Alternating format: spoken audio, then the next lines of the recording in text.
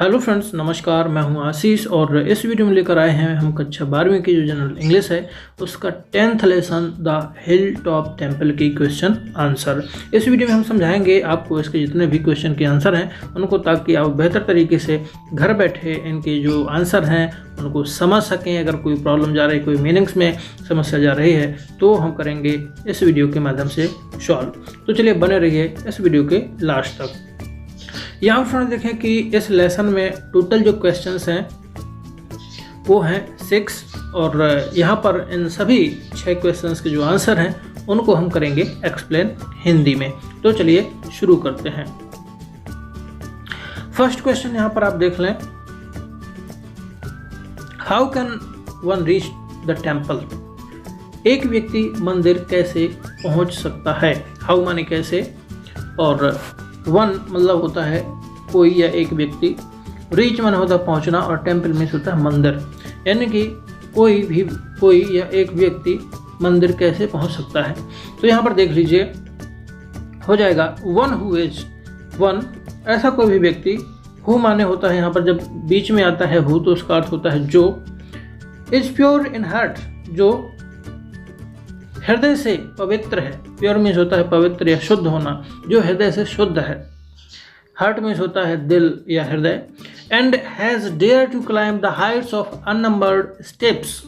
Unnumbered steps का मतलब होता है अनगिनत कदम, ऑफ हाइट्स यानी कि अनगिनत कदम को चढ़ने की।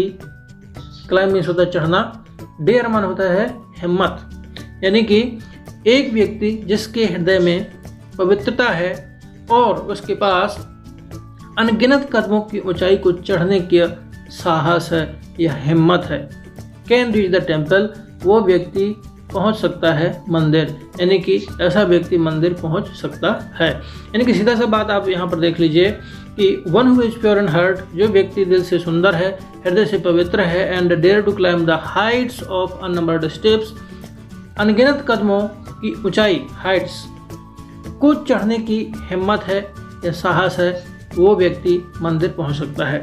चलिए अगला क्वेश्चन देख लीजिए, what did the poet see, what did the poet see when he reached the temple? कवि क्या देखता है? व्हाट माने क्या, पोएट सी कवि क्या देखता है, व्हेन मीन्स यहाँ पर जब आएगा, और ही रीच द टेम्पल जब वह मंदिर पहुंचता है। तो यहाँ पर देख लीजिए, when the poet reach the temple, when जब the poet reach the temple कभी मंदिर पहुंचता है, he saw the immobile goddess, तो वहां पर एक स्थिर देवी को देखता है। वहां पर वह एक स्थिर देवी को देखता है। इमोबाइल का मतलब होता है स्थिर और गॉडेस का मतलब होता है देवी। यानी कि जो वहां पर एक मूर्ति है, जो वहां पर एक स्थिर मूर्ति वहां पर विद्यमान है, उसको देखता है।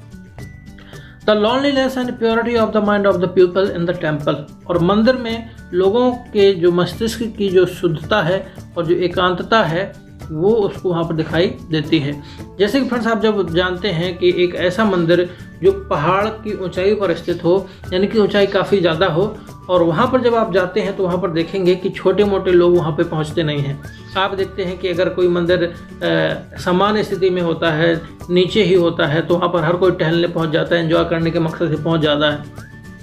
लेकिन एक ऐसी ऊंचाई पर मंदिर स्थित है तो वहाँ पर वही लोग जाएंगे जो आस्था रखते हैं ईश्वर के प्रति या विशेष श्रद्धा रखते हैं, तब वो इतनी कठिन परिश्रम करके उतने ऊंचाई तक जाएंगे। वहाँ पर फालतू लोग, ऐरा गहरा लोग वहाँ पर नहीं पहुँच सकते हैं।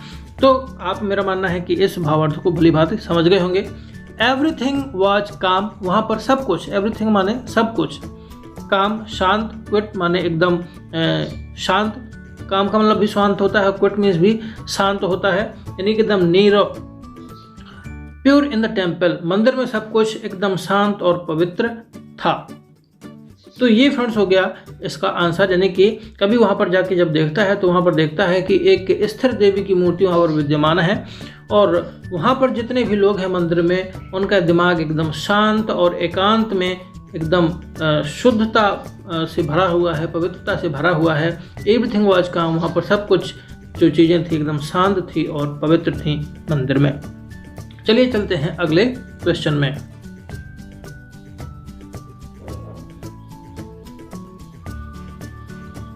How did the poet react, कवि कैसी प्रतिक्रिया, यानी कि कवि ने कैसी प्रतिक्रिया दी या कवि ने किस तरह का रिएक्शन दिया। तो यहाँ पर देख लीजिए, the poet appreciated, react means होता है प्रतिक्रिया देना। तो यहाँ पर आंसर देख लें, the poet appreciated the human hands. Appreciated का मतलब होता है प्रशंसा करना या गुणगान करना। ह्यूमन हैंड्स, कवि उन मानवीय हाथों, ह्यूमन हैंड्स का मतलब होता है उन मानवीय हाथों की प्रशंसा करता था, दैट, या कवि ने उन मानवीय हाथों की प्रशंसा की, दैट, जिसने had set the goddess in such A Lofty place beyond worldliness. Lofty place का मतलब होता है ऊंचे स्थान पर, लॉफ्टी का मतलब होता है ऊंचाई, बियॉन्ड वर्ल्डलीनेस, जिसने, कवि उन मानवीय हाथों की प्रशंसा करता है जिसने had set goddess in such Lofty place, जिसने गॉडेस को, यानी कि जो मूर्ति, जो देवी की जो मूर्ति है उसको इतने ऊंचे स्थान पर, बियॉन्ड का मतलब होता है परे और वर्ल्डनेस का मतलब होता है सांसारिकता, यानी कि दुनियादारी से और सांसारिकता से हट के परे, इतने ऊंचाई पर जिन मानवीय हाथों ने इस मूर्ति को, देवी की मूर्ति को वहाँ पर स्थापित किया है, कभी उन मानवीय हाथों की प्रशंसा करता है। मेरा मानना है ये भी आपको भली भांति समझ में आ गया होगा। चलिए चलते हैं अगले क्वेश्चन में। What is the poet compare the human body with, कवि ह्यूमन बॉडी की तुलना किससे करता है। कंपेयर मीन्स होता है तुलना करना, व्हाट माने क्या, यानी कि किसके साथ में कवि मानवीय जो शरीर है, ह्यूमन बॉडी है, उसकी तुलना किससे करता है। तो यहाँ पर देख लीजिए, द पोइट कंपेयर्स, यहाँ पर देखिए हमने इसको प्रेजेंट इंडेफिनिट का सिंपल सेंटेंस बना दिया है, इसलिए यहाँ पर हमने कंपेयर के साथ में एस लगा दिया है। The poet compares the human body, कवि मानव शरीर की तुलना with the masked epitome of God, ईश्वर की एक छिपे हुए, एपिटम का मतलब होता है संक्षिप्त रूप से, या आप मूर्ति कह सकते हैं, यानी ईश्वर के छिपे हुए संक्षिप्त रूप से की है।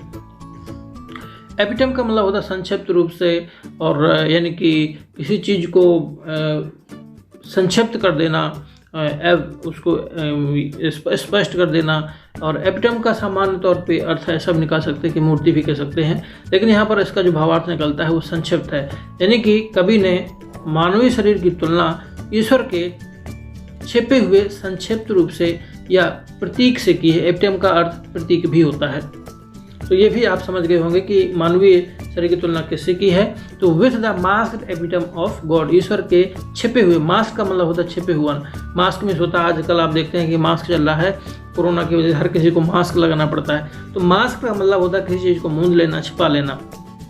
अगला क्वेश्चन देख लें, how does the secret spirit operate in human body, रहस्यमयी आत्मा मानव शरीर में कैसे ऑपरेट करती है, कैसे संचालित होती है। यानी कि हमारे शरीर में, मानव शरीर में एक जो सीक्रेट आत्मा है या एक रहस्यमय जो शक्ति है वो कैसे काम करती है। ऑपरेट मीन्स होता है काम करना, और ह्यूमन बॉडी मीन्स होता है मानव शरीर में, हाउ माने कैसे। चलिए देख लीजिए आंसर, द सीक्रेट स्पिरिट, रहस्यमयी आत्मा या रहस्यमयी शक्ति ऑपरेट्स इन ह्यूमन बॉडी, मानव शरीर में काम करती है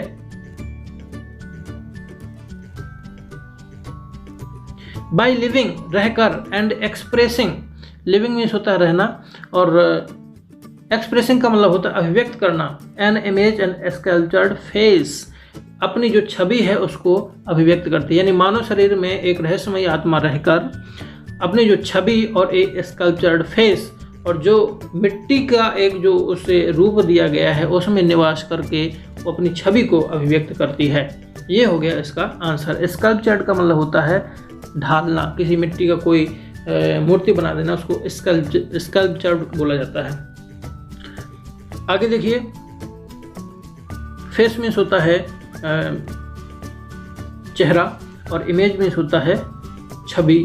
व्हाट इज द पोइट से in the last two lines, कवि लास्ट अंतिम दो लाइनों में क्या कहता है। तो यहाँ पर देख लीजिए, इसका आंसर हो जाएगा, से माने होता है कहना, लास्ट टू लाइन्स यानी अंतिम दो पंक्तियों में कवि क्या कहता है। In the last two lines, अंतिम दो पंक्तियों में पोइट सेज, कवि कहता है दैट, कि एवरी ह्यूमन बॉडी, प्रत्येक मानव शरीर, enshrines inside it the spark of infinite. तो यहाँ पर देख लें कि प्रत्येक मानव शरीर के अंदर एक असीम चिंगारी, स्पार्क मीन्स होता है चिंगारी या किरण, एक असीम चिंगारी प्रकाशित होती है। इंश्राइन मीन्स होता है प्रकाशित होना, इंश्राइन मीन्स होता है जलना या प्रकाशित होना। इनसाइड इट मानव शरीर के अंदर spark of the infinite, infinite का मतलब होता है असीम, असीम चिंगारी मानव शरीर के अंदर प्रकाशित होती है या एक असीम किरण। द सोल ऑफ इन्फिनाइट, एक असीम आत्मा, या ऐसे बोल दें कि अजर और अमर, इमोर्टल मीन्स होता है अमर और इन्फिनाइट मीन्स होता है अजर। तो एक अजर और अमर आत्मा, so it lives in the image of a sculptured, वो इसमें विद्यमान रहती है। And the image of a sculptured face, एक मिट्टी के ढाले गए एक मूर्ति रूपी छवि में एक अजर और एक अमर आत्मा विद्यमान रहती है। तो ये फ्रेंड्स आप देखते हैं कि इस तरह से आपके जो क्वेश्चन और आंसर हैं 10th लेसन की जो एक पोएम है द हिल टॉप टेम्पल, उसके कंप्लीट हो गए हैं। और मेरा मानना है कि इसके क्वेश्चन आंसर भी आपको अच्छे तरीके से समझ में आ गए होंगे। किसी भी समस्या के लिए आप हमसे निसंकोच कोई भी कमेंट के माध्यम से प्रश्न पूछ सकते हैं। फ्रेंड्स, इस वीडियो को देखने के लिए आपका बहुत बहुत धन्यवाद। आपका दिन शुभ हो।